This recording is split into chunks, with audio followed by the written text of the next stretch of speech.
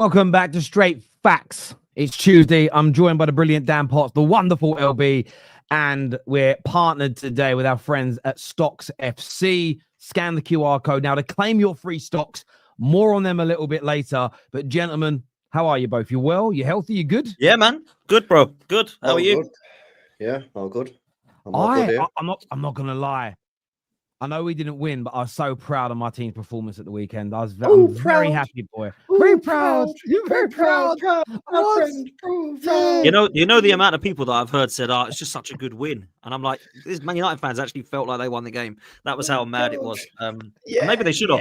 Maybe they should have at the end. To be fair. Oh, chat. Ooh, proud. I was proud. You know when you got? Have either of you two got kids? No.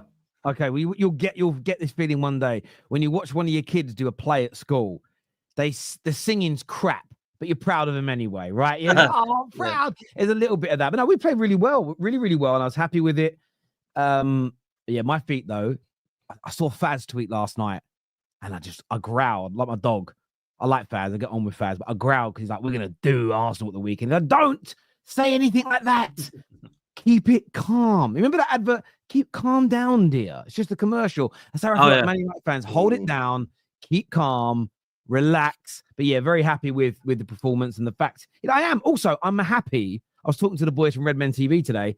I'm just happy we didn't get battered as well, because I did have a horrible feeling, a little gut feeling that maybe we could be on the end of a battering. So yeah, overall, very, very pleased, very, very happy indeed. A decent weekend. Not for Arsenal though. More drop points. You guys. You know what? Actually, I just realised I'm the only one on the panel that won, which makes a change. Which makes a change for the last couple of months.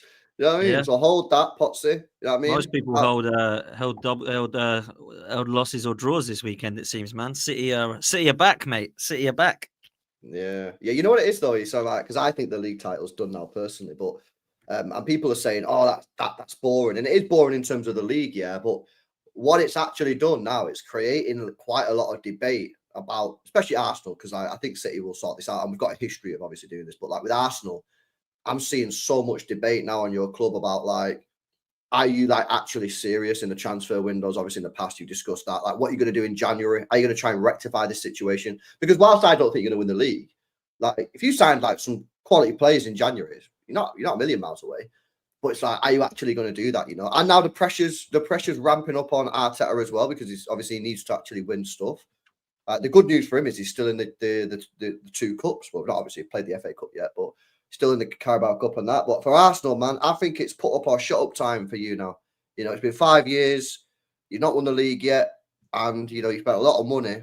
And I think something's got to happen this year, bro. For me, you got to win something.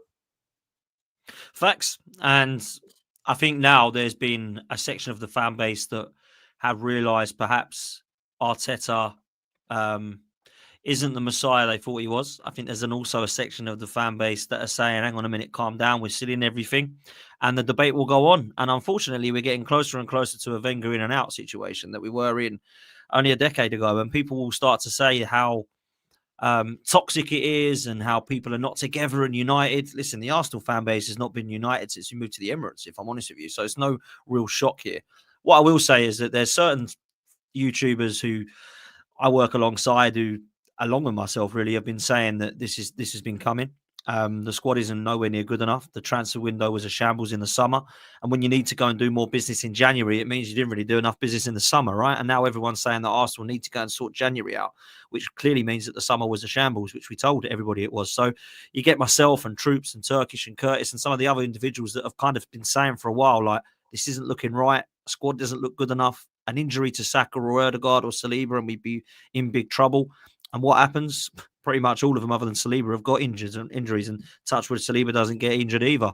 I think there's a lot that's on Mikel Arteta this season, though, because as much as I do look at problems above, and I do actually believe the ownership is the biggest problem at Arsenal, and I've been quite consistent on that, I do not think that Mikel Arteta is good enough to win us a Premier League title or a Champions League. And I've made that quite clear as well. And I just think that he keeps showing me more evidence as to why he's not the guy.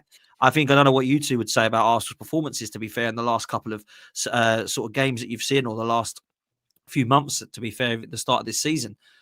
I think the in-game management and the tactics has been bizarre. I think this time-wasting thing has got to stop. I think when you're time-wasting at 1-0 at 26 minutes and you're getting booked for it and players suspended, that's really not good. It's actually quite pathetic and embarrassing. I also think when you look at the style of play, I don't know where the scintillating football from 22-23's gone. And even on the back end of last season, we were really good to watch. I remember, LB, you would talk to me on my show and your show about, do you know what? Actually, Arsenal look bloody good. And I'm pretty scared that they could actually win this league. And for the last two, I think it's fair to say Manchester City have actually had to look at Arsenal going, cool, when are they going to drop off then? They're looking good. Now, I mean, fair enough, Man City have dropped off as well. But I don't think anybody's looking at Arsenal at the moment thinking, wow, this is not a team I want to play at the moment. You know, Newcastle are on fire at the moment. They're thinking tonight, I fancy your chances here because the way they're playing, it ain't great. And I think Manchester United will probably do the same at the weekend as well. I don't think they'll be going to the Emirates thinking, oh my God, it's going to be 4 or 5, you know? People in the chat saying, oh, he's talking out of his arse. It's because they're so against the fact that they want Mikel Arteta to succeed and get across the line. And they are so hurt and they're so bitter about the fact that he might not. And I don't know why. It might not be him that's the guy, people. Seriously, Gooners, we might need to get another manager. We might need another ownership. We might need another direction. What's wrong with saying that? I don't think that's a crime.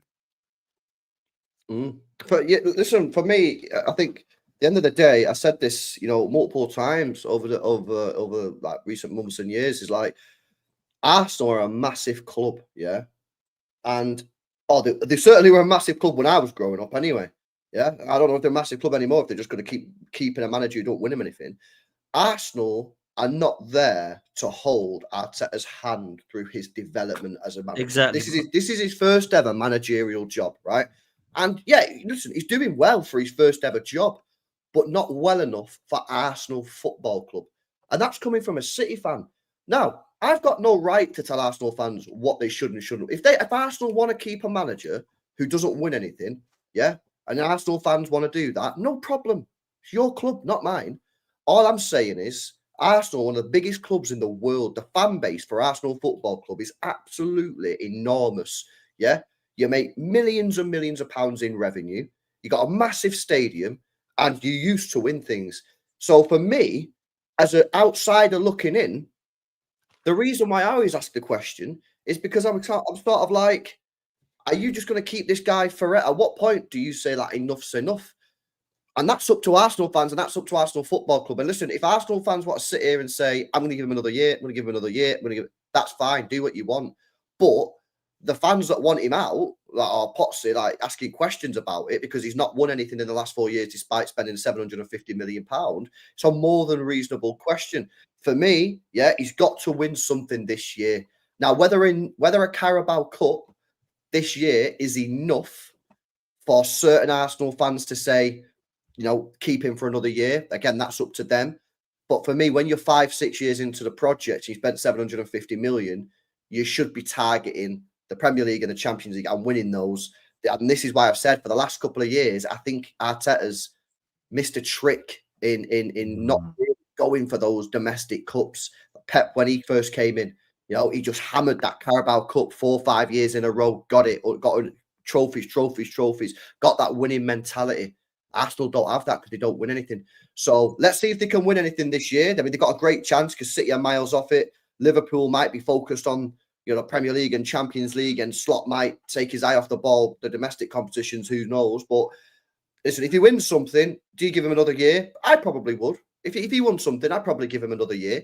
So that all the haters in the chats, I'm saying that. If you win a Carabao Cup or FA Cup, I'd give him another year.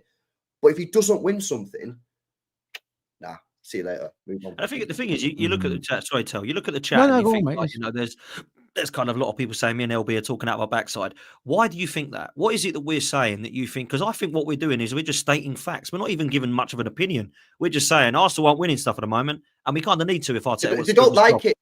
Potsy, because I've called these guys out. Yeah, I'm saying if these Arsenal fans want to sit here and keep a manager that doesn't win anything year after year after year, fine, no problem. And they don't like it. These fans, they don't like it because they've got to accept that some of these fans are losers. Do you know what I mean? Some of you are losers because you're accepting a manager that doesn't win. Now, if you want that and you want that for your football club, crack on. It's not my club. I don't care. I'm just saying, like, when I was growing up, and I don't know how young some of these guys are, but you'll know it, Potsy, and so will Terry. Arsenal were an elite club, man. Yeah, they were in Premier Leagues, Invincibles. They were very, very close to winning a Champions League. That team they had was unbelievable. Yeah, and now they've probably got one of the biggest fan bases in the sport. It's fucking massive. Yeah, all over the world. And I just think we got you as should well. hold yourself to a higher level, but you don't want to. No, don't crack on, innit? No, look, I think what you're saying is facts, and I grew up winning, so maybe I'm a bit spoiled, right? Some of these younger fans have grew up with us coming eighth and fifth, and now they're seeing a second and think this is like a trophy. Unfortunately, it's not. It's not a trophy when you come second. Yeah, when you come second, third, and fourth, it means those three have not won it, and the team that come first win the trophy. That's how it works, people. Mm-hmm. Yeah, unless it's changed in the last 30 years that I've been following the sport. So, like Arsenal Granny here is saying, "Oh, worst person giving unbiased conversation about Arsenal." What am I saying that's wrong? Arsenal at the moment are not where they want to be. Arsenal were trying to get there, and my question mark is: have we got the ownership and the manager to do that? Let me ask you a question, Potsy. Let me ask you a question. Yeah, would you keep Arteta if he won the Carabao Cup this year? If he challenges Nothing to else, the end, nothing if he else. challenges right to the end with Liverpool, I think Liverpool are going to win the league. Let's just say it's Liverpool. If he challenges right to the end and he takes them to the wire like he did City last year and he wins the Carabao Cup, I have said I'd be happy to see him stay because I feel like he's won something and he can say, I've won something with this team. I've now installed a bit of winning mentality in it. And then, do you know what? Let's go again next year. But if he finishes trophyless and he finishes 7 or 8 points off of Liverpool, how's that progression? This week's an interesting one for me for Arsenal. And I say that because the Christmas period was fraught. So many games. The Champions League went on for longer because there's extra games. It's going to continue in January, which is crazy when you consider it to normal. My club, Man United, we were desperate for some training sessions. And I think we saw an improvement Sunday due to that. I was looking at Arsenal's fixture list, just mainly because me and KJ were planning our shows and planning our whereabouts for January. And it's you're playing tonight, then you're playing Man United Sunday, then you're playing midweek against Spurs, then you're playing the weekend in the league, then you've got a Champions League game. It's non-stop. And I was thinking about this next week. You've got injuries, but you're still going to have to rotate because you can't play the same 11 3 games running. And my question for you was going to be, and to the audience as well, I'd love to hear your view on this, LBs and Potsy's, of course. Of the next 3 games, we know Spurs is going to be a priority because it's a league game that you have to win. And Man United have helped keep the door open for you in the title race because it's still only a 6-point gap. And it's a North London derby. You are not weakening your team in any capacity for that. Newcastle or Man United in the FA Cup, which of the two do you think is going to get the full attention? Because I don't see a world where Arteta picks his strongest available 11 for all 3 games. Something's got to give. Where do you think that will be, Potsy? Yeah, it's really hard to rotate when you've not really got a squad to rotate with at the moment. But you're right; he's going to have to try to keep them as fit and fresh as possible. I think we have to prioritise tonight because we're so close to a final. The FA Cup's like literally the first round we've got yet again is Man United. I mean, Man City, you've got to try and prepare himself for Salford. Oh, boo-hoo. Chelsea, you've got to try and prepare himself for Morecambe. Tottenham have got to try and prepare himself for Tamworth. You know, Man United and Arsenal have got each other in the first kind of time that you could get in. Is it the third round or whatever you call it? So for me, that is frustrating. However, as much as I feel, and I want to win all 3, and I think we should be aiming to win all 3, if you had to put some form of priority on it, I think you have to prioritise the semi-final of the Cup in the Carabao Cup because you're that close to Wembley. That's what I would be doing. That doesn't mean you're going to play kids against Manchester United, by the way. It might mean that you rotate a bit more. Maybe against Manchester United, you bring in some of the likes of Jorginho and Kivior, or maybe you bring in Zinchenko or something like that. But for me, we haven't got much to rotate with at the moment. We're literally deciding if everybody is fit today. The only player that we've got that's attack-minded is either Trossard or Martinelli from the bench. Everybody else is going to be, that's it. So, look, I will say, no excuses at the moment for tonight's game because for me, there's only Saka missing. If I was to pick our best 11 at the moment, there probably is only Saka that's missing. Yeah, because Havertz is there, Trossard and Martinelli are there, Ødegaard should be fit now, Havertz should be back from his illness. You've got Partey or Rice or Marino to pick from in the middle. You've got Calafiori or Lewis Skelly or Zinchenko. You can go with at left back. You've got Timber back from his suspension at right back, and you've got Gabriel Saliba and Raya. So really, people are saying, oh, we're depleted with injuries. We're not depleted. We haven't got a squad, but we've got an 11 that we can put out. That's actually quite a strong 11. Yeah, Saka, we all know why he's got injured. The manager didn't really help him there, in my opinions. But look, I think if you had to look at the priorities, I think you have to go for the Carabao Cup. And that doesn't mean you play kids against Manchester United. But I think that we will try to do what we can to rotate our best and keep them as fresh as possible. But it's going to be very difficult. Because I say it again, Terry, we had a terrible summer transfer window, mate. Absolutely shocking. You cannot tell me that was a good transfer window when you bought a cup-side goalkeeper to play the Cups. Raheem Sterling is your big signing, and he hasn't kicked a ball hardly, and now he's injured. And you've bought Marino and Calafiori, who, let's be real, have kind of flattered to deceive so far. I'm going to give them more time. but I'm not looking at either of them going, wow, that's taken us to the next level. You know, and let's be real. Did any of you two look at that transfer window and think they need a left-sided winger and a forward, and then I think they're pretty much there? We didn't buy either of them. And it's just a poor window. Yeah, no, I agree. First of all, on the point that you just said about the fixtures, completely agree. You have to prioritise tonight and you have to prioritise the league, because the FA Cup, you're still in the third round. Yeah, you're miles away from the final. Yeah, you could get Liverpool in the next round. You could get City the round after that. You could get Chelsea. You know, you can't prioritise that over the 3 games. You are 2 games away from a final, you know, i.e. two legs semi-final against Newcastle. And the league, whilst I don't think you're going to win the league, I still think it's going to be Liverpool. You're still not a million miles away. 1 injury to Salah and fucking Arsenal are suddenly favourites for the league again. So you can't, the United game, listen, the thing is, yeah, Arsenal should have a squad whereby they can go to Old Trafford, yeah? Or is that Emirates? No, it's at the Emirates. Arsenal should have a squad, and if they don't, then you need to be asking questions about your squad building, whereby they can compete against United with a bit of a rotated team.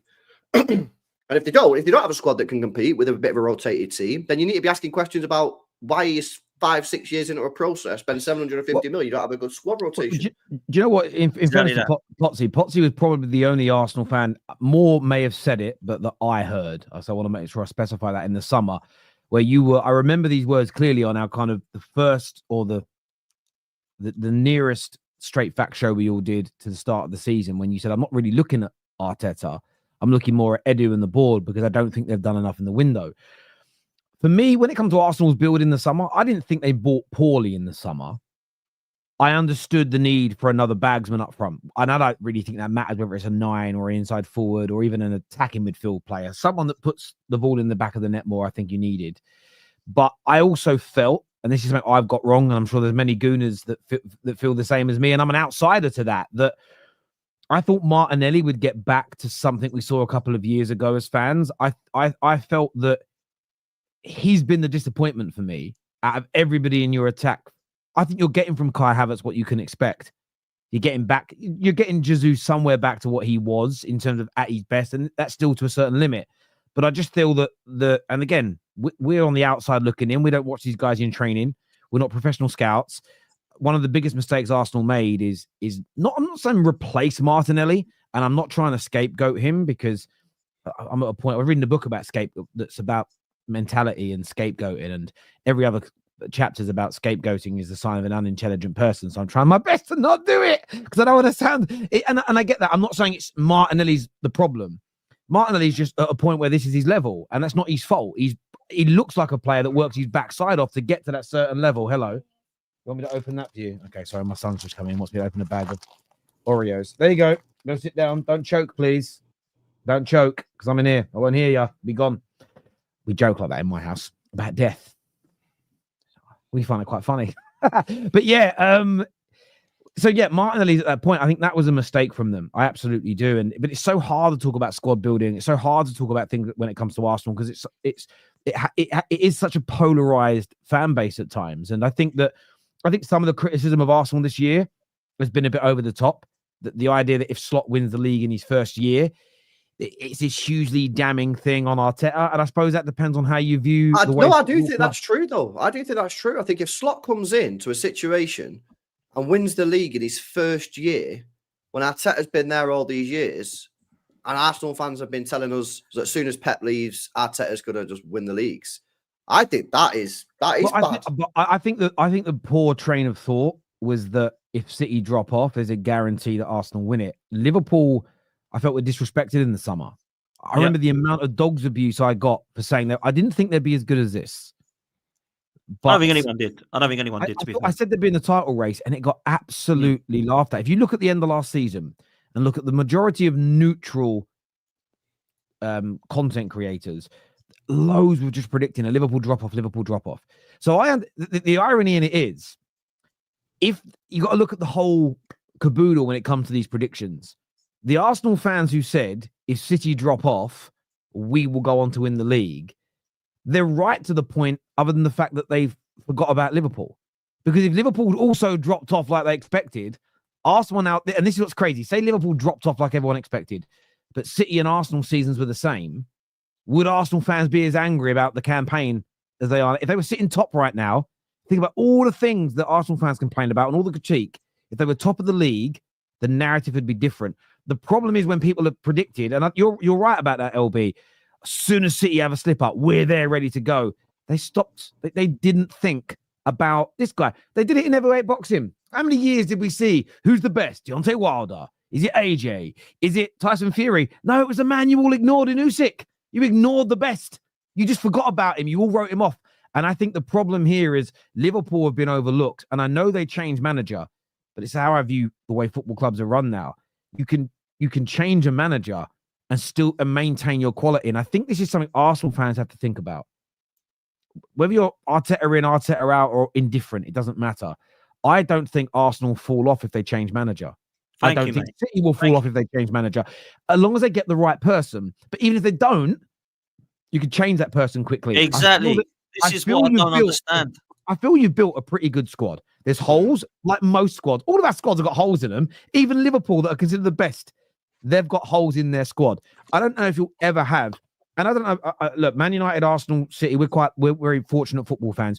We both can probably look in the last 30 years and name a season or two where we went, that squad is legitimately stacked, and I've got no concern. Man United between 2007 and 2009, and maybe in 1999, that period, I was like, yeah, do you know what? Our bench, our reserves, love it. Every other time since then, I've always had there's a problem there. There's a hole there. That ain't quite good enough. You know, Madrid might win back-to-back La Ligas, and they've not got a Toni Kroos replacement. So you're never going to have a perfect squad. And I just think when it comes to winning, I do agree with what you're saying, Potsy, in large parts. I don't think Arsenal have been as bad as some Arsenal fans think this year, but equally, I don't watch with any emotion. So it's different for me watching you. The thing is, about the whole, Arsenal haven't been as bad as people are making out, but they've not been good enough. That's the truth. When you're going for a league title, you have to be insanely good. And Arsenal have been insanely good over the last 2 years, but not quite good enough. And this year, I think they've probably gone backwards. Yeah, no, listen, I feel like, and that can happen as well. And then what you need to hope for as Arsenal fans is that you're bored of looking at this, and it's a case of it was just a poor year. And look, I look at it this way as well.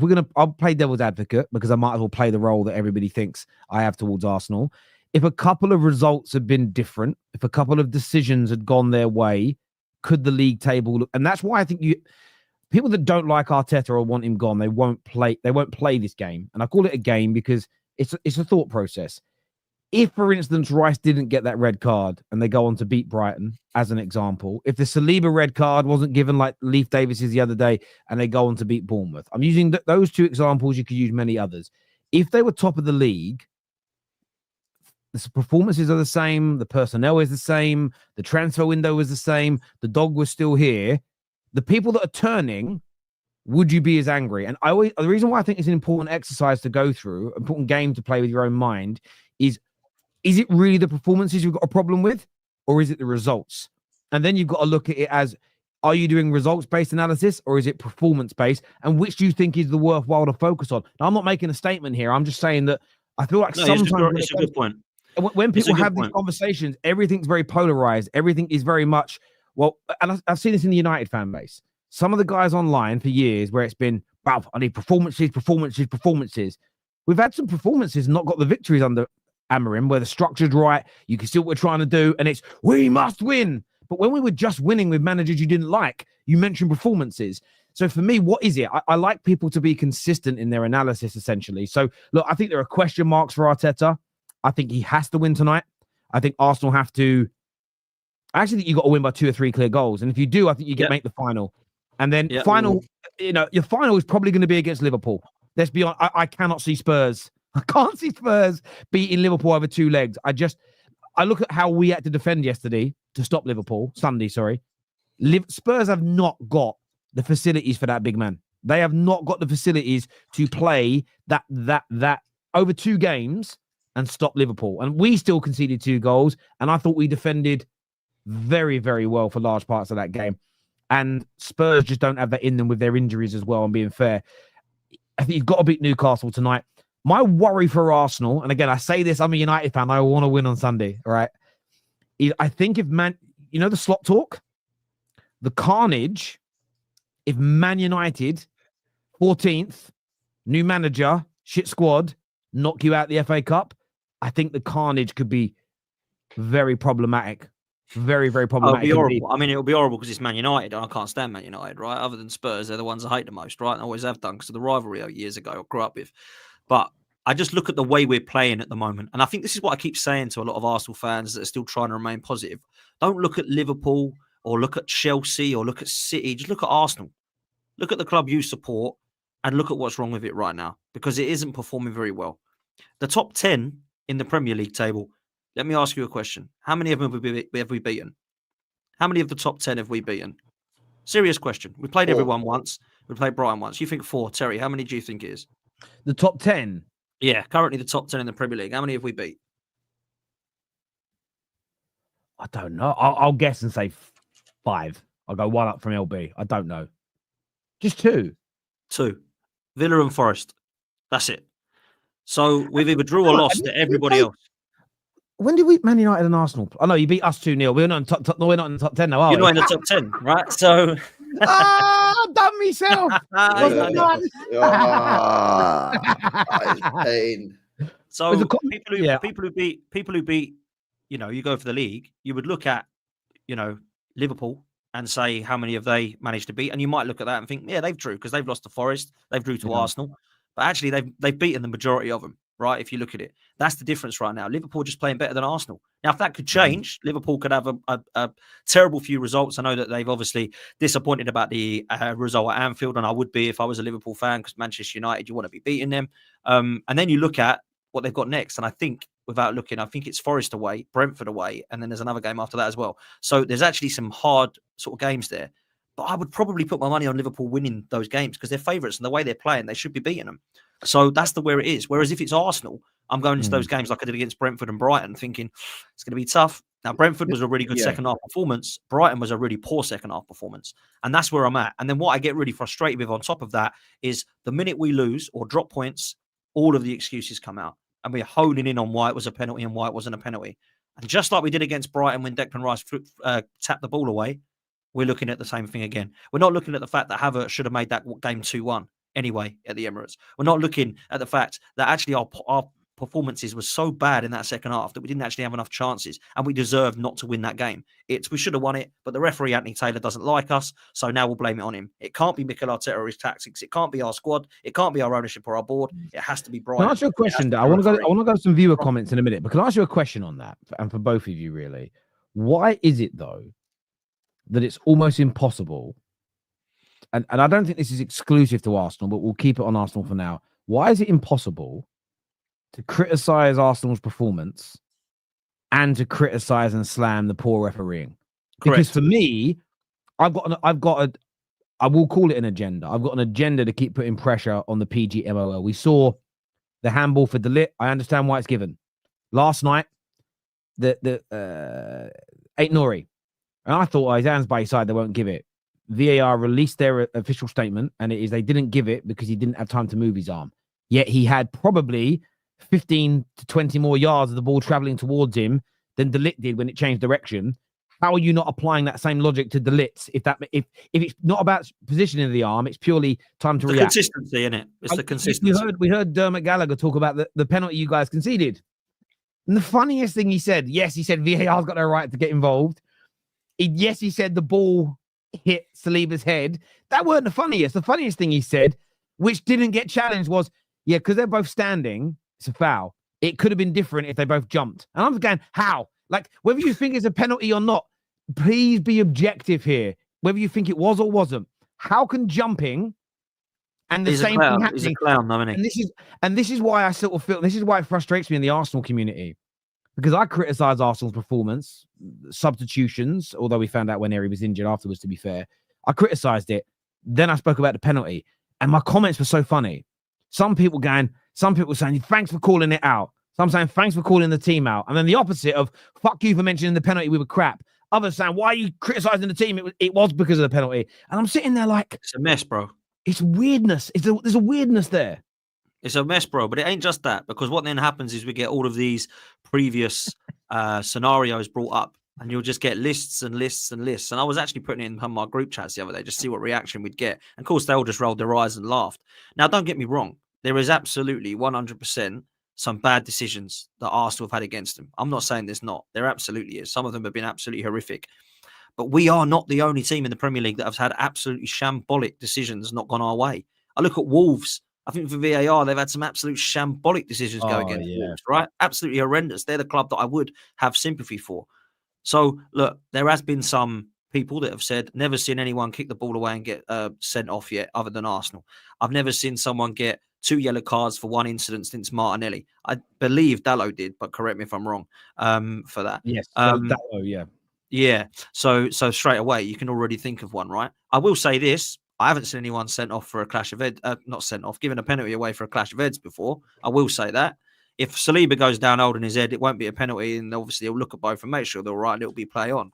But you could also understand, and this is why players dive, by the way, and roll around on the floor, because if they don't, they stand there and go, "You're all right." You get a penalty given against you. So I do think that there has been definite question marks over that, but I don't care about that, man, because our performance was so bad. And I go back to it, and I keep saying this: we beat Wolves 2-0 on the first game of the season, and Havertz got throttled on the floor. Guarantee that gets brought up if we draw that game. But because we've won, no one cares about that. No one cares about that incident. But because we've now drew again, it's all about the referee being bad, and it's terrible, and the penalty just gives absolute mad. Look, man, unfortunately, we've got a section of the fan base, and there's quite a lot of the majority of them at the moment that are in the chat that believe that obviously it's the only reason Arsenal aren't going to win the league is because they haven't. They've had the referees all hate them, and they've got injuries. That's it. If we didn't have injuries and the referee loved Arsenal, we might win the league. Let's just give your heads a wobble, won't it? Yeah, Arsenal are not playing well enough. Arsenal have not got a squad good enough to win the league. At the moment, we have a definite good enough squad to win a trophy, which me and LB said at the start of this season is exactly what Mikel Arteta should be trying to aim to do. If you can't win the Premier League, you go for the Champions League or the Cups. And if you take something at the end of it in May, I will 100% say I want Mikel Arteta to stay because we've challenged for the league right to the end. We've won a trophy, and let's go again. If we're miles off of it, and we finish 9 points or more off of Liverpool in second or third, and we don't win a trophy, why is it such a bad criminal question to say, do you think we should potentially go a different direction after 5 years and £700 million spent? Why is that a crime? Because if you believe there's nobody out there better and you think it's easier to replace Jurgen Klopp than it is for Mikel Arteta, you must be watching a different sport than me. There's no way that it's easier to replace Jurgen Klopp than it is Mikel Arteta. Sorry. Yeah, and this thing as well about like, who would you get? It's a dead question. Just because you don't know who you're going to get, say there's nobody out there is absolutely ridiculous. We had this with United fans. Who are you going to get after Ten Hag? Who are you going to get after Ten Hag? Who are you going to get? And then they went and got a Sporting Lisbon manager who's done really, really well. Yeah. Klopp was replaced by Arne Slot. After people in this country didn't even know who Arne Slot was, and he's come in and he's improved them. He's improved them. So can we stop this thing about there's no managers out there? Yeah, we're talking about a manager that spent 750 million and won one FA Cup, and people have got the cheek to sit there and say there's no one out there to replace him. It's absolutely ridiculous. Ridiculous. I hear that. I want to go to some of the viewer comments here.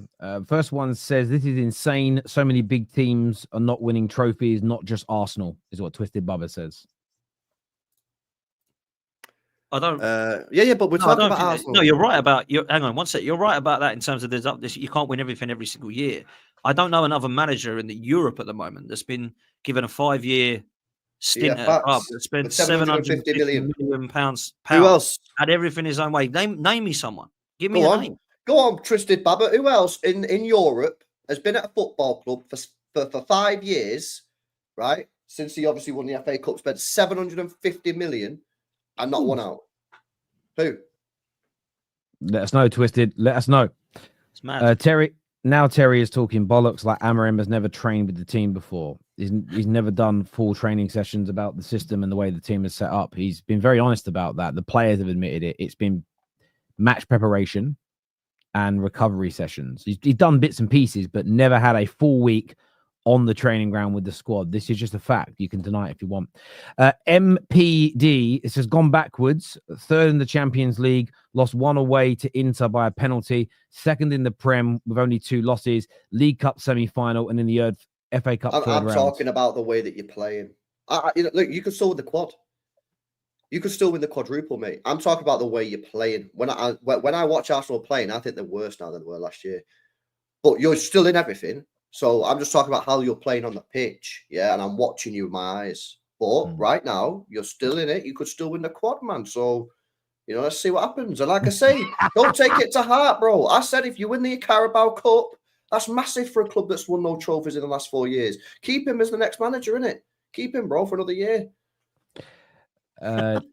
Juresh here says, do you think a different... That's such a dig, and he knows it as well. Bro, it's like, I say something, yeah, and then like I'm actually being genuine, and then they'll attack me for saying something genuine. So then I have to hit them back, innit? I gotta sit here and just take it, bro. Do you think a different manager can get 90 plus goals with this squad? I don't know, if I'm honest with you. I don't know. But I know a different manager has got a CV that says I can win trophies, and I'd rather win a trophy than get 90 goals and not win anything. So if you look at the manager, and this is the thing, Terry, you actually start naming some managers and they all just tell you why they don't want them. So that they're basically saying is Mikel Arteta is the best manager in the history of the game right now for Arsenal Football Club. There's nobody else that can do better. Not Pep, not Klopp, not Carlo Ancelotti, not Diego Simeone, not Simone Inzaghi. No, don't want any of them. And then what makes me laugh is before we got Unai Emery, the names that I gave were the likes of Simeone, the likes of Carlo Ancelotti. I don't want them. It's boring football. It's boring to watch. I have been most bored than I've ever seen in my life watching Arsenal. I don't care about being bored if we're winning. But when we're bored and we're not winning, you might as well have David Moyes or Sam Allardyce because that's what it is. It's absolute dire. That's Moyes. So that's where I'm at, man. Bring in a manager that is a winner or a CV if this doesn't work. And do you know what? If Carlo Ancelotti comes to Arsenal and and let's just say he's here for 2 years and we won nothing after him spending money, I'm going to be putting the exact same pressure on. This isn't an Arteta thing. This is an Arsenal manager thing. And this is the problem we've got. There's a section of the fan base that love Arteta and not Arsenal. And they would go another 5 years of Arteta just coming close because one day it's going to happen. One day it's going to happen. Before you know it, another 21 years without a title. And I wouldn't mind this, I wouldn't mind if I went 21, if I hadn't been 21 years without a Premier League title, if I hadn't never won a Champions League, for over 30 years without a European trophy, over 30 years without a League Cup, by the way, and now half a decade without an FA Cup. We are starving of trophies at the moment, and people are just happy to do this project and process. It's all part of the journey, and we're enjoying it, and we love Win the Dog. We want to get him some more food, and hopefully we get some money to get his vet bills. We'll go down the tunnel, and we'll see all these pictures now that we've got, which is great for the atmosphere. It's not pictures of Rocky or Righty or even Arsene Wenger. It's pictures of Nicholas Jova, Win the Dog, Josh Kroenke. What the hell is going on here? It's just a whole PR thing. None of that. Like, again, I'm an outsider in my club. None of that. My club today tweeted, "Trust the process." Like, I ignore. I've seen that. What are they doing? I ignore all of that. But I think again, I will say this about a lot of the social media accounts. And I think even with what you're talking about, what your club has done, I think our clubs have. I think we don't always see it because we're all emotional. Our clubs are very sarcastic. Our clubs are very. There's a lot of digs on there, and I feel like that mural to your set piece coach is just a dig to the people that are calling you Stoke FC. So it's embarrassing in a hotel. Do you not find it embarrassing? No, I find it quite. Again, I think it's a humour thing. I find it really funny, right? I don't. Again, it's not my club. But if Man United got a dog tomorrow, I'm a bit like I'm one of these people in life. I don't care, but I suppose it's because I don't care as long as we get to where we want to be. So I hear your point, but then I don't have to have patience for Arsenal because they're not my club. So. Do you get where I'm coming from? So if it was Man United, I think you're spot on. But then what I will say is you don't have the passion, emotion, and attachment to it, like I don't Man United or City, right? But what I can't stand is my fan base. I actually have more disagreements and arguments with them than I do Man United, Spurs, and Chelsea fans, which is absolutely ludicrous because I can't believe that they're not hurting at the moment, that we've gone this long without a serious trophy. But it seems most of the people in the chat and most people that come and chat to me are like, "Oh, you're so negative. You need to calm down. We've got a dog called Win. It's a beautiful place to be around." I don't do want people dogs, actually man. say? Do people actually say that? Oh, they love Win the Dog, man. Everyone loves Win the Dog. Everyone loves him. Yeah, I said we should get another bloody win, another dog, and call it nothing, because that's what it is. Win nothing. That's what we've done. I'll tell you this now. It's absolutely crazy.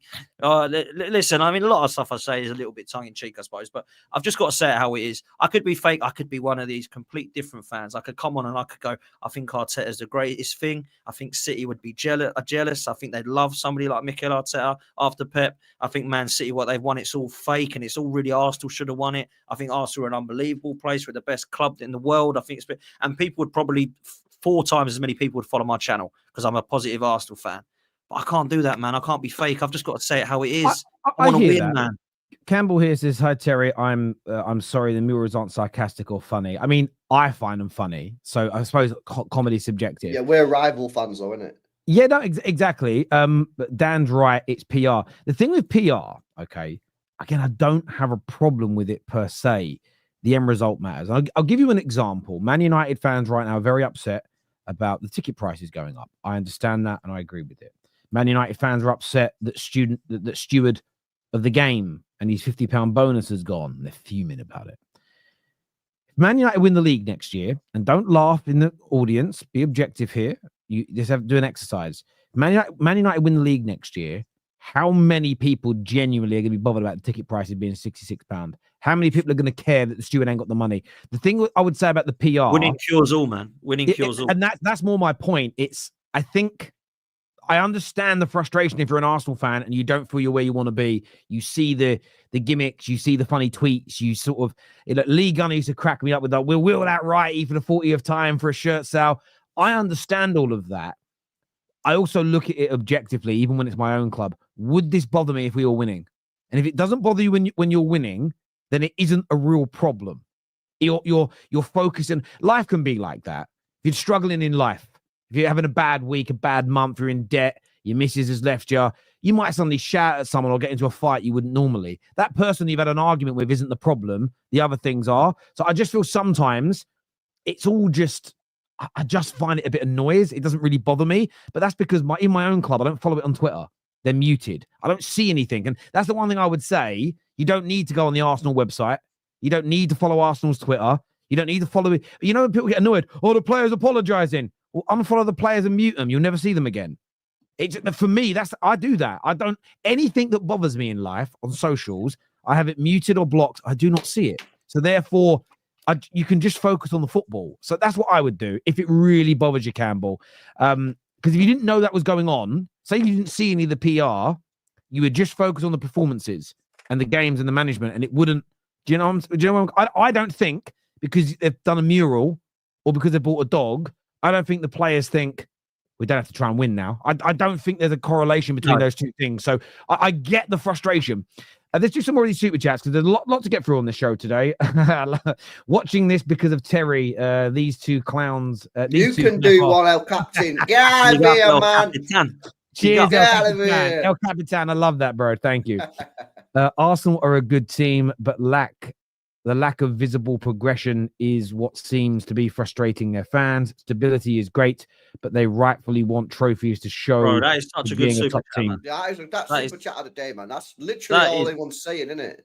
That is all we're saying. Like, where's the trophies? We've done a great job to get us here, but where do we get across the line? Big up to you, Patrick. Big up. LB should do travel vlogs instead of City content. I'll tell you what, yeah. Well, if my club get fucking cancelled from 115, yeah, I'll go. That's what I'll do. I'll make my channel into a travel vlog channel if City get cancelled. Oh, it's funny. I thought that made me laugh. Liverpool, despite their great form this season, ranked 20th for distance covered per 90. What's your guys' thoughts on that? Can I ask a question first, my friend? What's the differential between top and bottom? How much difference in distance is there? I'd love to know that first. That's still pretty crazy how they last. It's crazy, but yeah. So you're trying to tell me that the Liverpool players run less than everybody else? Yeah. I'll tell you what that means for me. Quality. It means when they're on the ball, they've got the quality. They're delivering.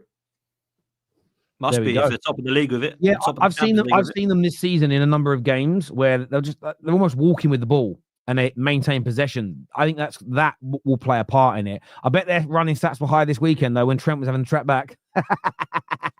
Bet it's high that weekend. That was a stinker, wasn't it? It was beautiful, mate. It was. Do you know what I loved about it the most? Is that all the things that Liverpool fans have died on heels for that boy, they all threw back in his face this weekend. It was like 8 years of defense has gone. They let it go.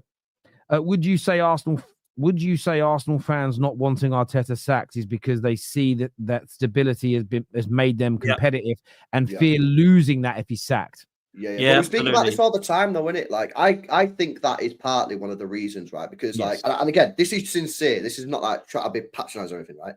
Arsenal have been a banter club, for like 10 years. I can't without laughing in it. But they have been basically like a banter club for 10 years. And I think a lot of Arsenal fans are worried that if they get rid of Arteta, they're going to go back to being a banter club. Me personally, genuinely, 100% legitimately, if they sacked Arteta, could they get a little bit worse? Yeah. They're still going to be 100% a top 4 side with those players. So, I think there is a little bit of that. I think some of them are worried that if they get rid of Arteta, they'll go back to being 6th. And that. But I think those days are over. I think also Man United and Arsenal fans find this the hardest because we had the clubs more recently that had managers there for a quarter of a century. And I think we're still in the mindset that the club's run by the manager and the manager is the most important part. They're not anymore. We've seen Liverpool, and I kind of one of the reasons I want to see Pep leave is to see what the transition is like. We've seen Brighton go from manager to manager on a lower scale, and there's almost no difference as an example because of how they're operated. We now know our clubs are all operating in these types of models due to the technical directors, sporting directors, footballing directors that we have. The fact that managers have far less power now than they had 20, 30 years ago, but yet we still have the mindset of, Man United got it wrong 5 times on the bounce. We kept on trying to recreate Fergie.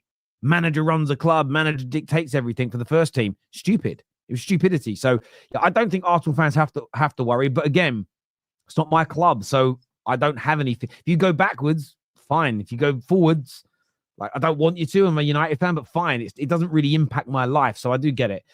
Pav here with a very big donation, so thank you. He says, I agree with Potts. Real Madrid have fired managers in the past for not winning the Champions League, even though they have won the league. We need to look elsewhere if Arteta doesn't win anything.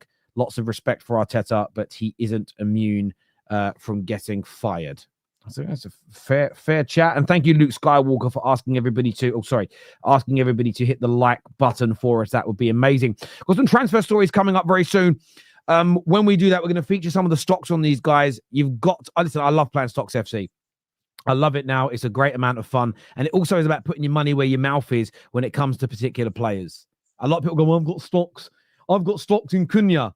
But do you really have stocks in Cunha? You can go and get them now. He's a very, very worthwhile player to go and put stocks in my opinion, especially with maybe a move to Arsenal on the horizon as well. We're going to be talking Rashford a little bit later and looking at his stocks. I think you should sell these if you have any. He's dropped, by the way, from over £3 per stock to 33 pence because he's going to be leaving the Premier League. And you don't get the weekly rewards if they're not in the Premier League playing their game. So a little bit more on Stocks FC later, but make sure you scan the QR code. If you sign up to a free account today, you'll get some free stocks put into your portfolio. But it's a great amount of fun.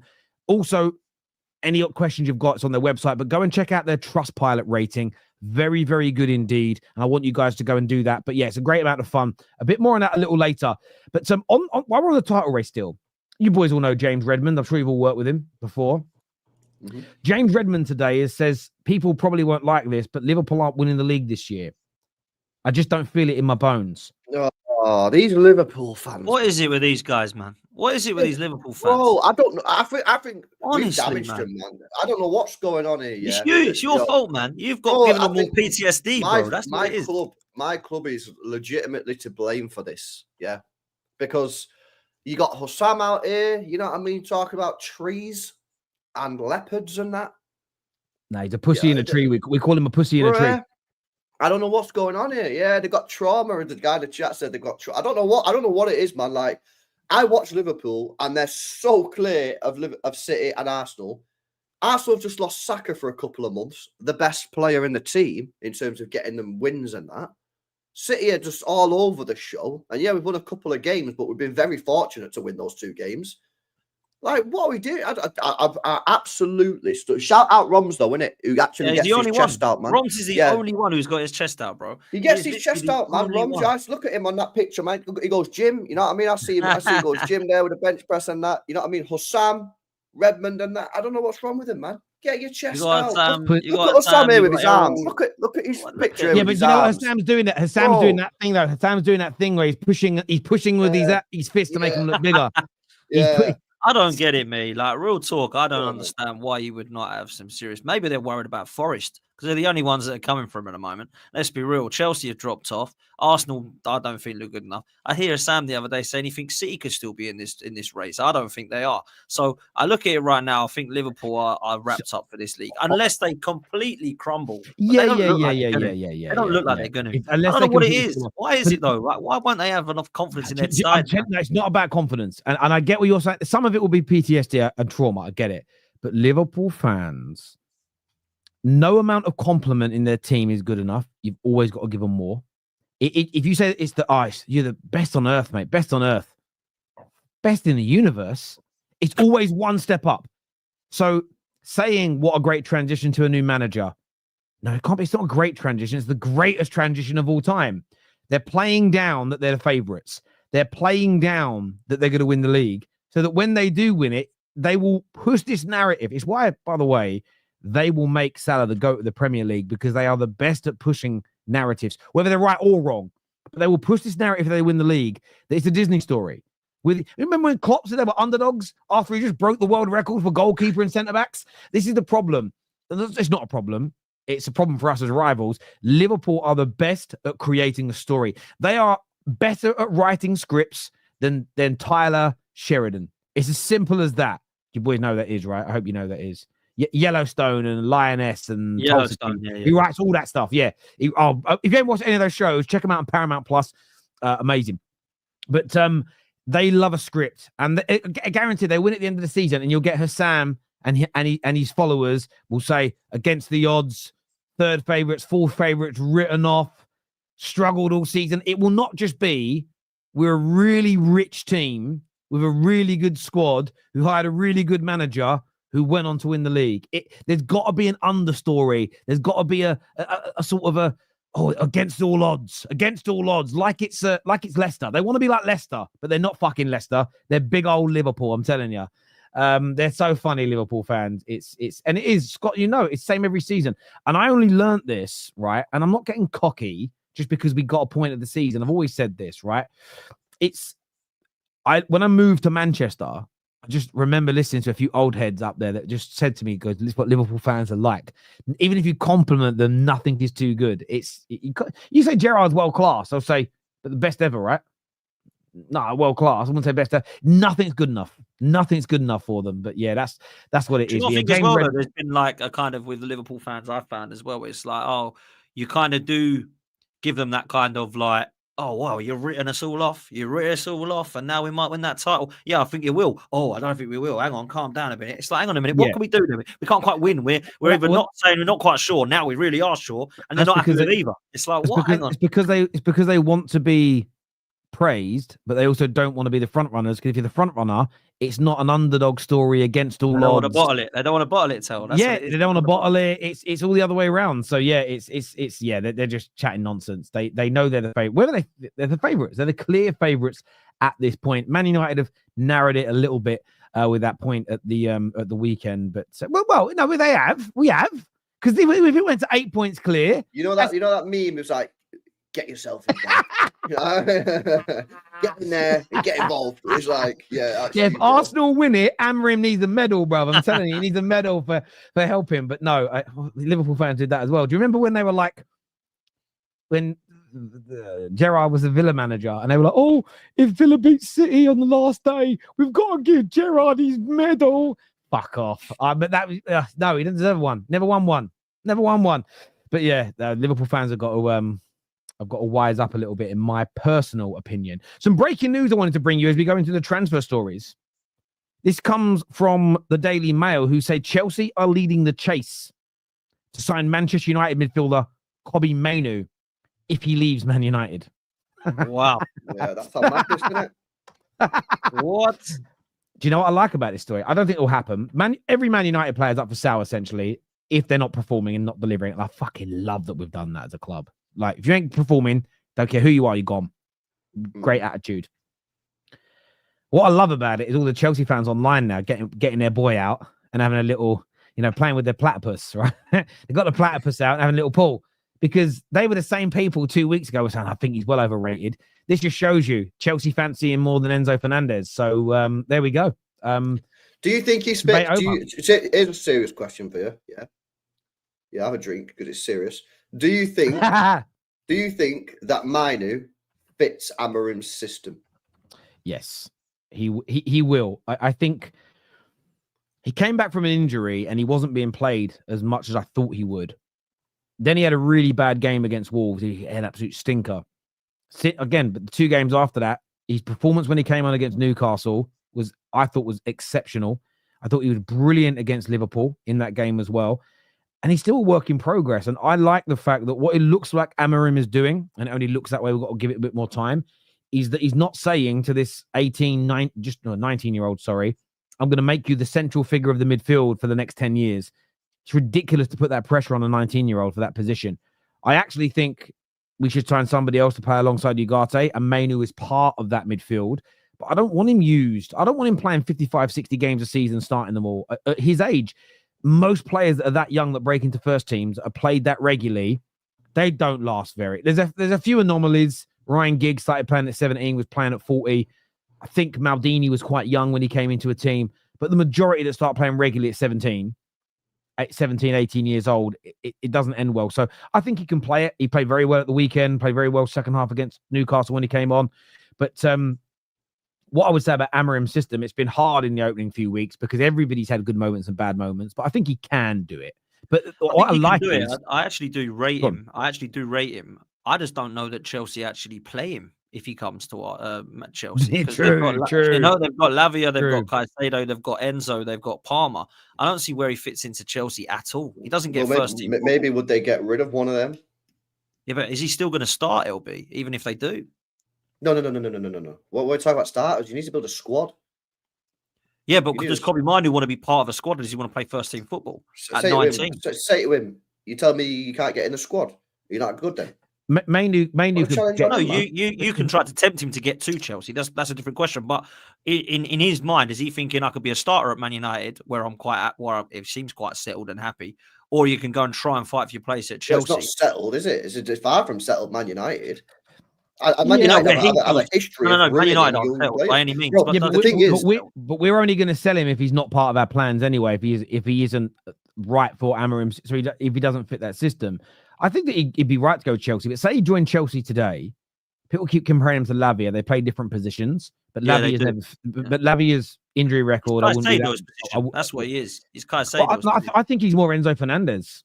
He is someone that's more box to box than DM, and I think he's a bet. I think I've said this for years. Give him. He's obviously 3. He might actually be 5 years younger than Enzo Fernandez. What is it? I swear Enzo Fernandez is 24, right? Don't know. Yeah, he's young.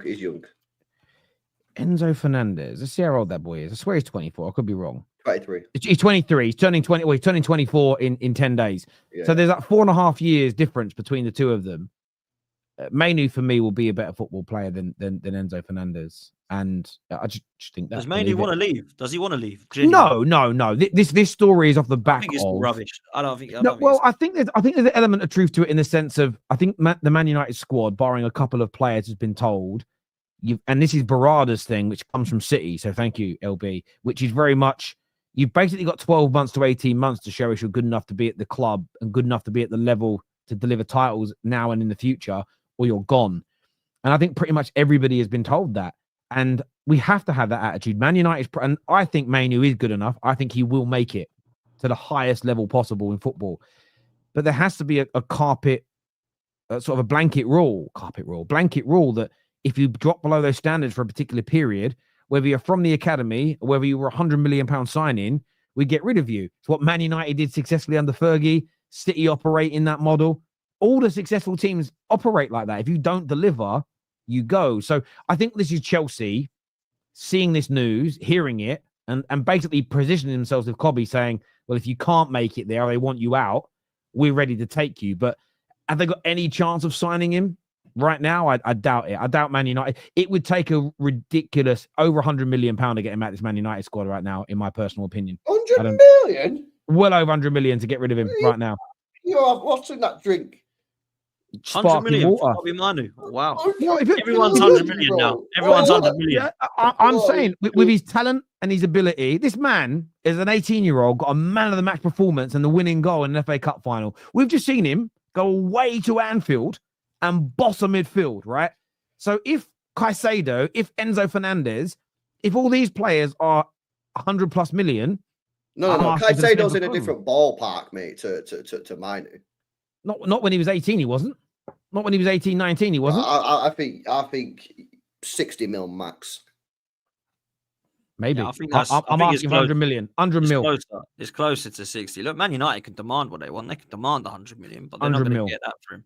There's no way they're getting 100 million for him. I don't think there's got any legs at all. I don't think he'll go Chelsea. I think he'll stay. English as long as Amorim wants him. English tax worth money, innit? Do you know what I mean? Those old endorsements. But yeah, I'd be asking for 100 million if they wanted Grealish and Rice for 100 million. That's that's what we're comparing him to.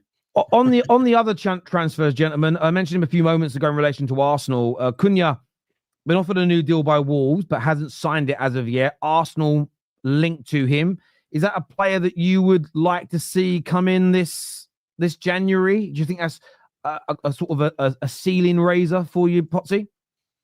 I don't think it's a ceiling raiser, if I'm honest. I don't think it's one that I look at to go right now. I think we're ready now to go win the league. I think a ceiling raiser. The problem we've got is Arsenal put himself in a position where every single signing that we want is going to be £100 million because Isak's going to be over 100 million. You're going to look at somebody like Kvaratskhelia is going to be over 100 million. You're going to look at somebody in midfield that's going to be over 100 million. Everyone, Florian Wirtz, you're going to look at that. Musiala, all these kind of names that people want to come to Arsenal, we want to try and get in the door, are going to be an unbelievable amount. So you have to be realistic about who can come. I think Cunha's done one of two things. He either wants to leave or he's used us for a new contract at Wolves, which is scary if he's done that. But I will say this. I do think he's a good player. I do. I actually really do rate him. I think he's a good player.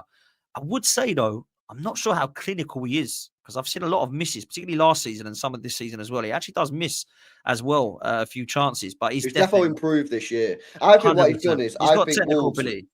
I think Wolves have basically said, listen, lad, we're down near the bottom of the relegation zone. Sign a new contract. We'll double your money and you can leave in the summer on a release clause. Win-win. You get paid more. You leave in the summer. You're probably right. You're probably right. Because they can't afford to lose him, LB. Because they can't afford to lose him now. And it's like, yo, bro, we'll pay you some more money now until the end of the season. We'll guarantee you can leave in the summer because we'll put a release clause in there. Everyone's a winner. I can't really say that that's a mad thing. All I will say is, if we really do want him, let's just get it done. If we're serious about it, otherwise move on because there ain't long in this transfer window. Yeah, we're already a week into it already. Yeah, so we've got 3 weeks to try and sort our situation out. If Cunha is someone we want, then let's be serious about it. Otherwise, we move on. If Kudus is the guy we want, let's be serious about it. If it's Semenyo, if it's Brian Mbeumo, if it's not somebody in the Premier League, if it is Marmoush, I think we're coming on to, if it is somebody outside of that, Lookman, we need to get a forward or attacker in, at least one, by the way. I actually think we need more than that, but I've got to try and be realistic. So I know how Arsenal do business. So we need a forward line to come in because Sterling isn't good enough and Saka's injured. We've got Ethan Nwaneri, I'm being told, is out for a few weeks now as well. So actually, we really are struggling for attack-minded players. We've literally got one of Trossard or Martinelli to bring on every game. That's it. So there's nobody in that attack line at the moment that's firing, and there's no one to bring on from the bench that's firing either. So we need to get in a couple of attack-minded players, in my opinion. Cunha's one that I do like. I think it's good that he's Premier League proven. I just wonder how much it would be because they've said that he's going to be a hell of a lot of money. Now, if you're going to have they're going to want 75, 80 million for Cunha, could that be best placed somewhere else? Do you think we could get maybe a Victor Gyökeres with that money, maybe a Victor Osimhen with that money? Would it be better to do one of those two things? I don't know, but that's the question we've got, man. But Cunha, look, I like him, I rate him. I just don't know if it's going to take Arsenal across the line type signing. I hear you on that. Look, I think he's a very good player. That's why I bought stocks in him. So if you want to get stocks now, listen, he's at £1.17 per stock. What you've got to look at is he pays out in the weekly rewards you get on average £1.13 per stock that you come in. If he goes to Arsenal, the stock level is going to rise because people are going to want him. There's more chance of goals, more chance of assists.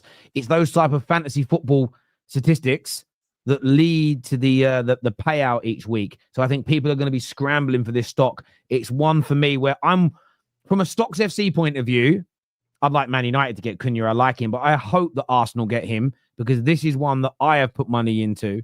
I've had only like a little rise since his stock came out of around 3% overall. The last week it dropped slightly his percentage because he obviously was injured and didn't play. But this is a really good buy on Stocks FC. It's a player that I rate. It's a player that I like. So if I just remove what I want to happen to Arsenal for a moment and just think about it from Stocks FC point of view, I definitely want Cunha to leave Wolves and go to a big Premier League club because I think he could be dynamite. I really do think with better quality around him, an attacking team and system around him, there's a real serious player in there. And I think he can be a bit of a ceiling raiser for you. I think he's really good. I think he's a lot better than a lot of gooners are kind of online giving him credit for. I think he's a phenomenal talent. I really do. We bought the wrong Wolves player in it. Yeah. Matheus Nunes, you mean? Yeah. We bought the Cunha. wrong one. Would you take him? Would you take him, LB? Cunha?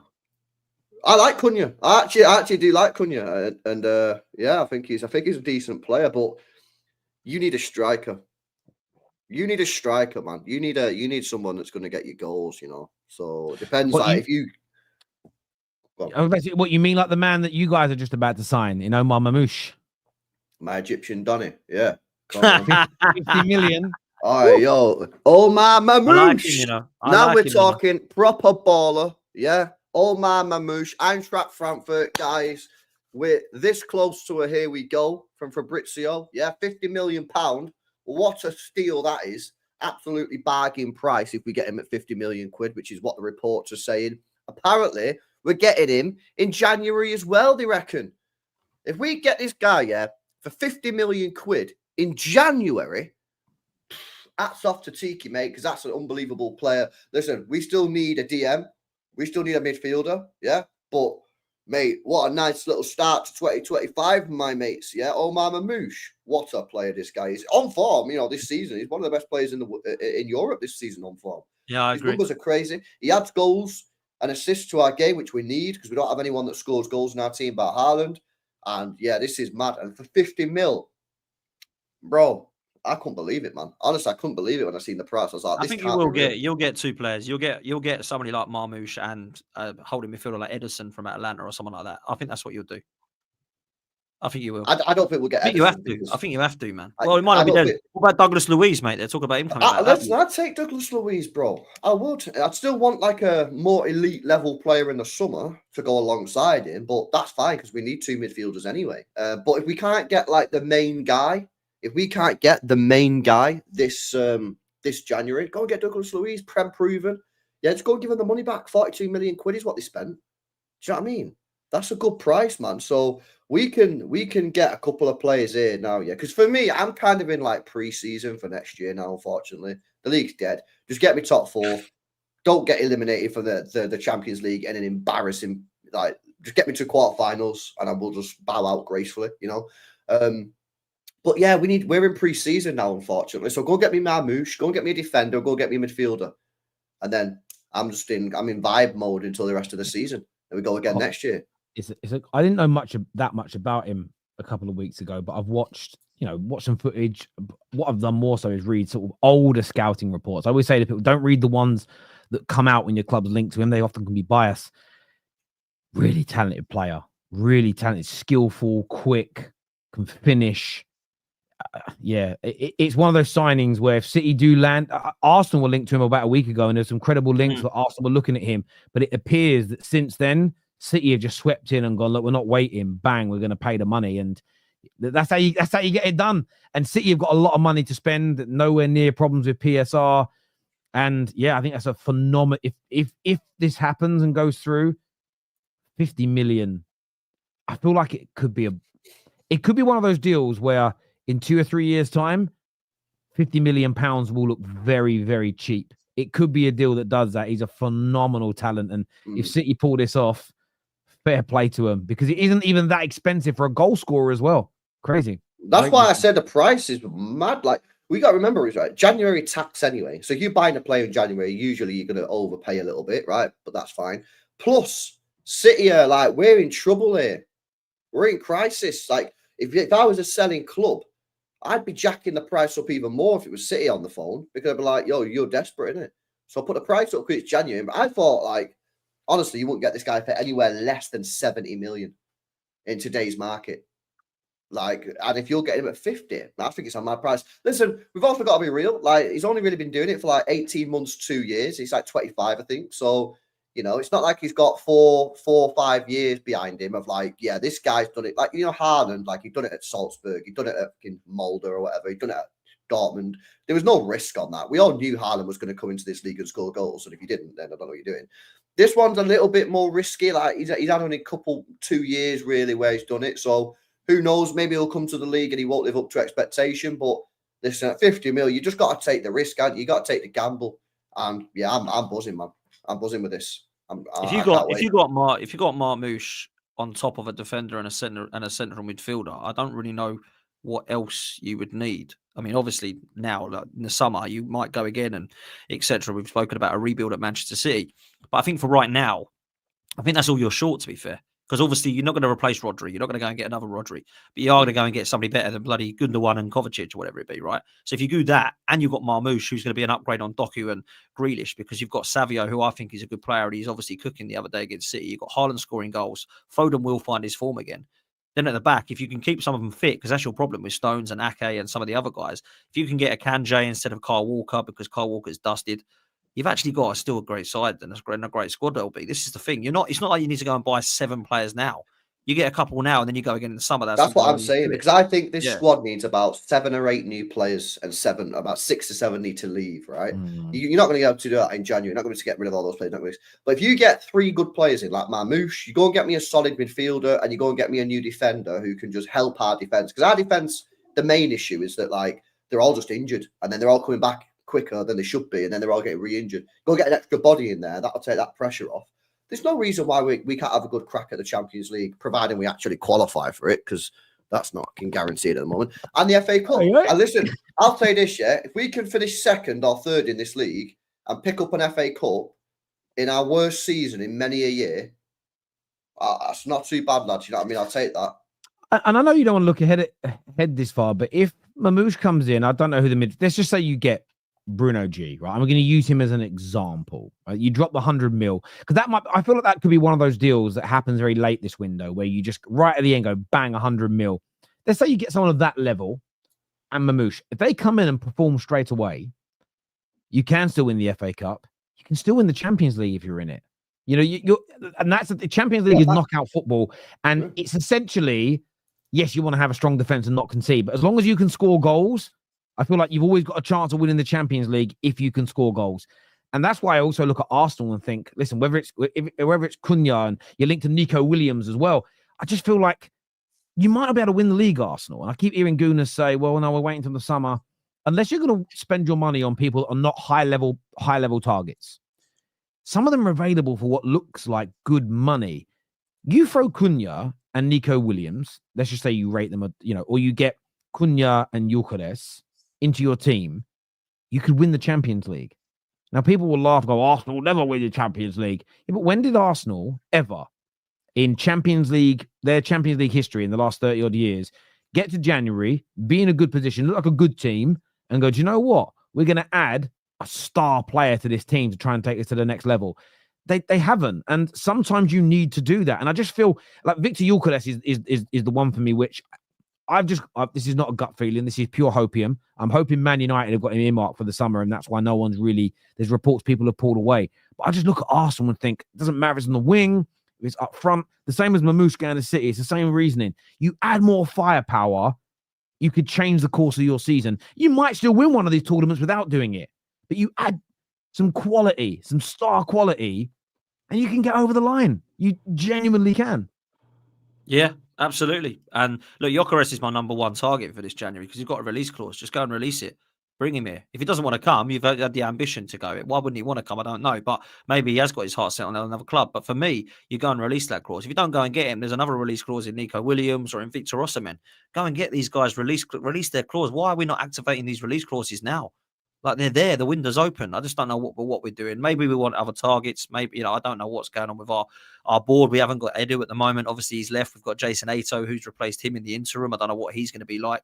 But it will give me a lot of kind of understanding this window about where the problem lies if it doesn't go so well, because it will be obviously an ownership and board problem, because Mikel Arteta can only do so much. Do you know what I mean? In terms of that, that's, he needs some help there and he needs support. But you're right. We should be going and looking at those names 100%. I just want to say, you said about a shocker here. I swear they abolished. No, that's not true. That's not true. They abolished that in like 2018. I think it's been about 7 years. He wouldn't be able to play until the knockout stages. But I think yes, he would be able to play. That's what I'm saying. It's even different now. I kind of maybe got it in the 90s and in the 2000s. You're like, well, we want this player, but he can't play in the FA Cup and he can't play in the Champions League for us because he's done it for Chelsea or he's done it for somebody else. But they can play now. Go and get it done. It might cost you an extra 10 million, well, it will. Eucharist is a great example. In the summer, it's 60 million euros. Now it's 80 million euros. Yes, it's 20 million euros. What's that in pounds? Like 16 million difference. But Eucharist could be the difference between going out in the quarterfinals of the Champions League and winning the damn thing. I think about City were winning loads of tournaments before Haaland turned up.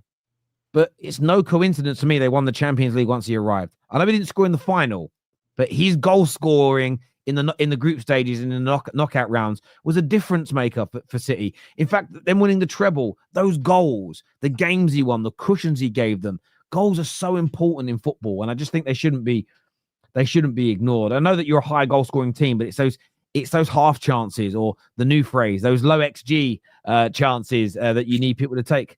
They call them low XG now, didn't they? Simon Phillips confirmed Chelsea's contact with Mainoo. Yeah, I'm not surprised. I'm not surprised. We know how amazing he is. He's phenomenal. And Man United have said I reckon every player at United has been contacted since the news came out that every player's on the chopping board if they're not good enough. So clubs will now start doing their due diligence. Chelsea fans will think, though, because I know so many Chelsea fans are like, he's overrated, he's not even that good. I wonder what they'll think. They're liars. They say that because he ain't their player, bruv. It's a simple. It's like the people that call Haaland a tap-in merchant and a League Two player. You would all, if he was available tomorrow, they would be on their knees, huck tour to get him in their team. Every single one of these blokes would. They'd be on their knees, bro, gagging for it. We don't need your bum players. Lavia is 10 times better. There we go. 10 times injured, though. I like it now. Chelsea fans have got the chest out, man. Yeah. These last couple of years, it's been boring, isn't it? You know what I mean? Chelsea fans have just been down in the dumps. You know what I mean? They've not really been here, but now they're all back in it, giving the chest. So respect, man.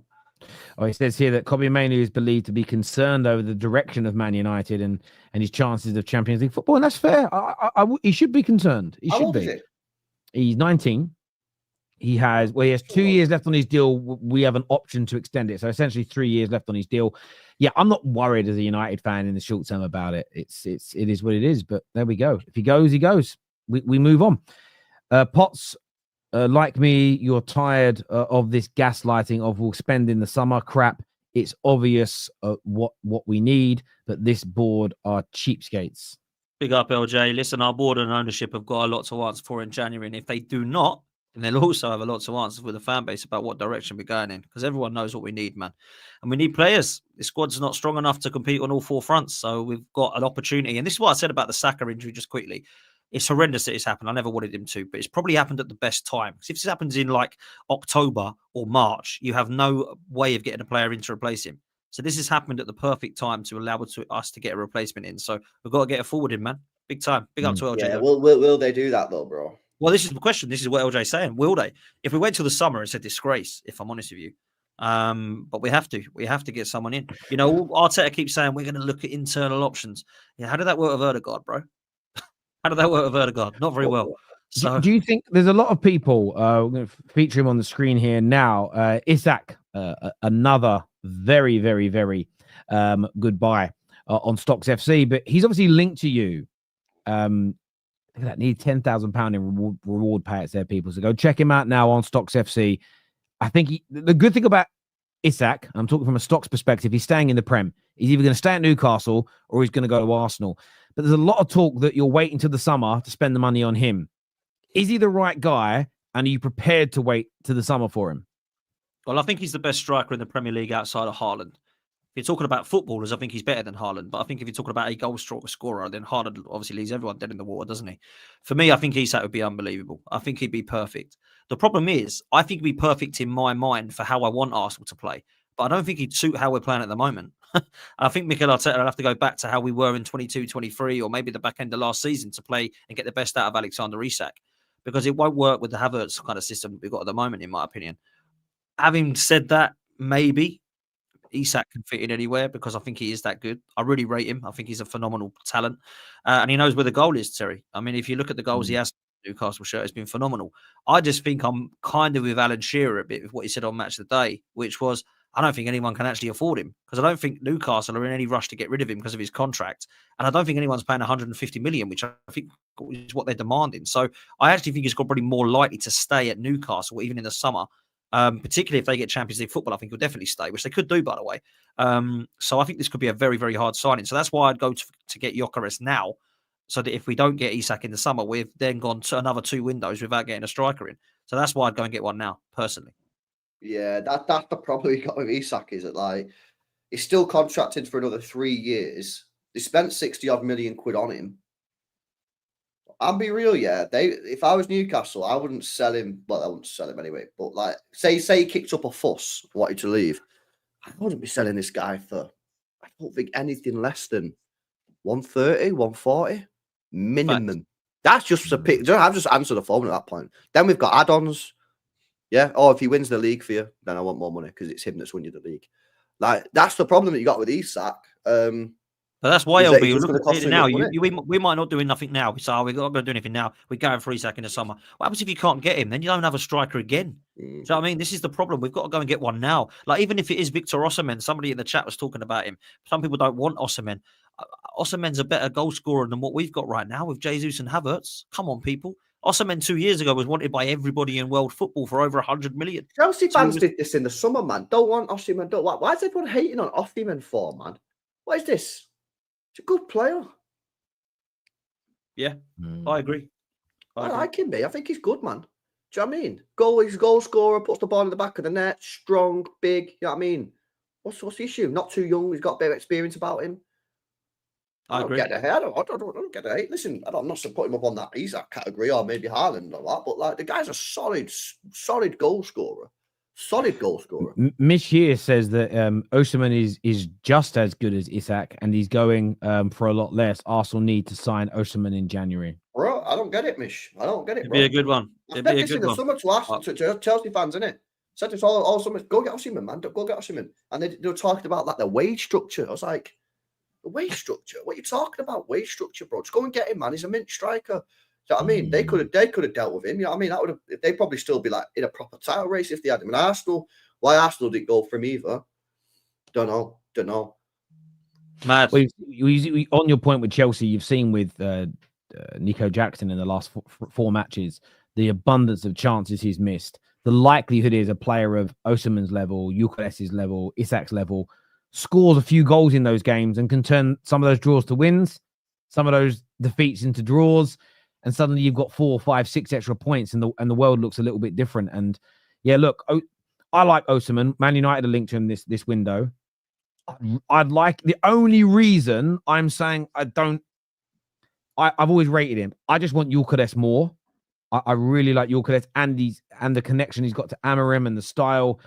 That's the only reason. Does that make for me? But a bird in the hand is worth 2 in the bush. If we sign him and he comes in and does well, then we move on. And I just think, I know there's number one targets, and if Arsenal know they can get Isak and they believe that he's miles better than any other realistic target, and they really believe, you know what, Isak's going to score, in our opinion, 10 to 15 more goals across all comps than the other guys, then I get waiting for him.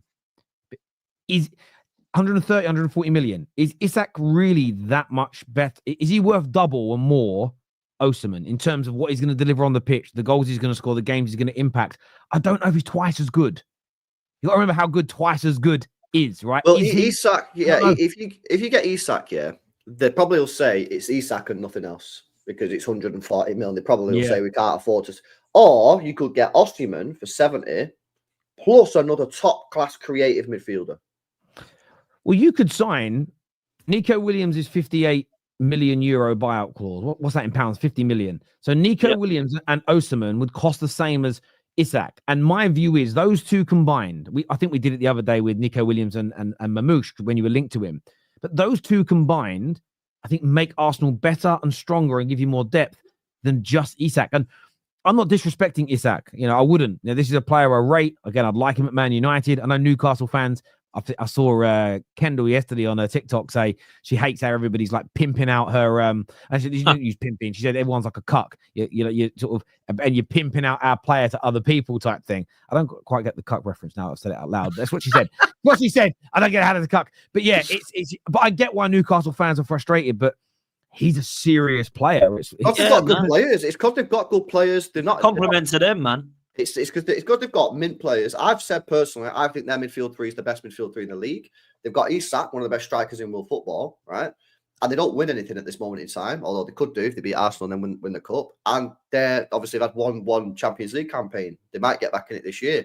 If Newcastle don't get into the Champions League this year, me personally, I would be surprised if maybe a Bruno or an Isak didn't just think maybe Bruno because he's getting to that age now where he's like.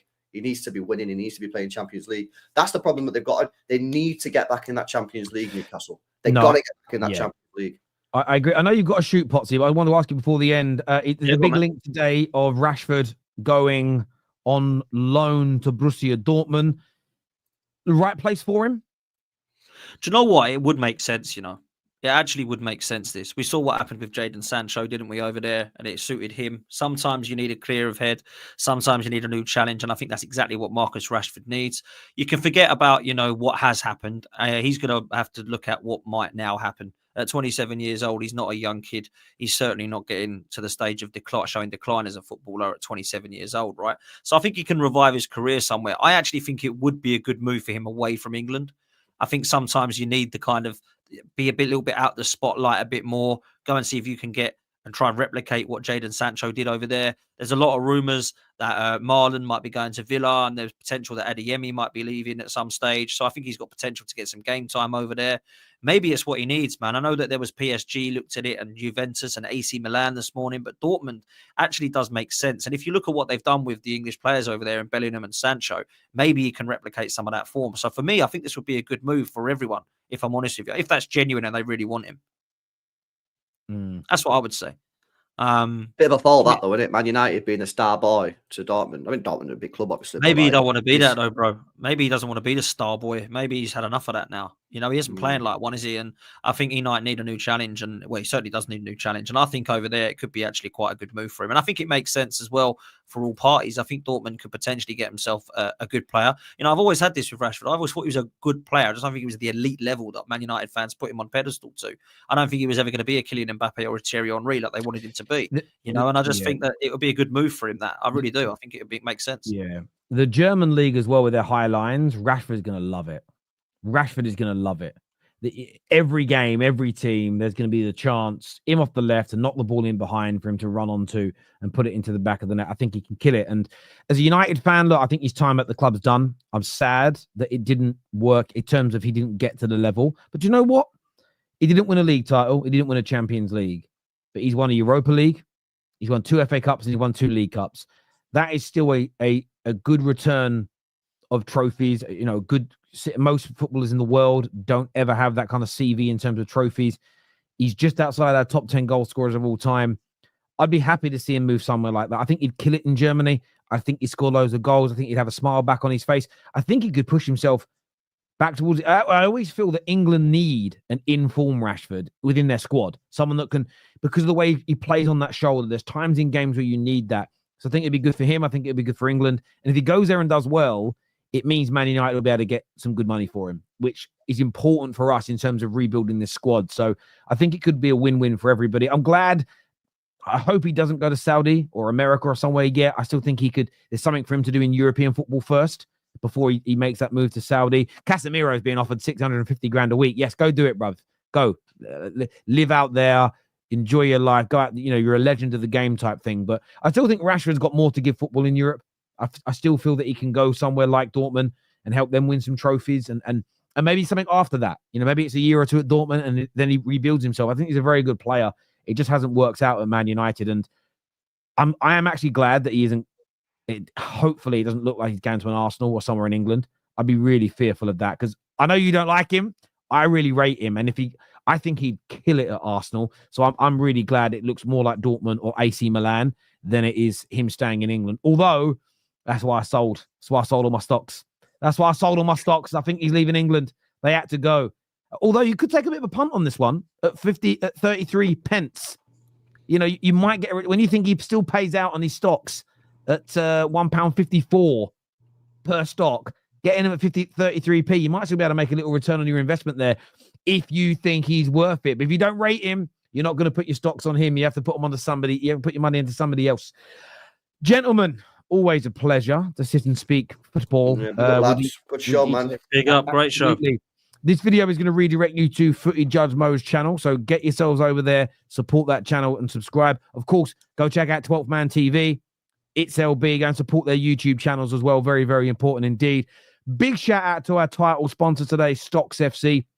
You can go and claim your free stocks now, and everybody that signs, I've got a little surprise for everybody. Well, not a big surprise, but everyone who signs up this month, signs up to their account, is going to go into a prize draw, and we're going to be giving away. Make sure I don't drop it. We are going to be giving away a brand new, it's the wrong way around, PlayStation 5 to one of the lucky individuals. I picked it up and it nearly slipped, and I thought the last thing I want to do is drop that. So we're going to be giving away a brand new PlayStation 5 to one of the people that signs up. They're going to go into a random draw and we'll pick it out as well. So an extra incentive for you. But go and check out Stocks. It's it's a great and it's a fun platform. I'm on there regularly. LB, Potsy, thank you both very, very much for your time. It's always a pleasure to sit and speak football with you. Take care. Goodbye. God bless. And we'll see you all again soon. Peace.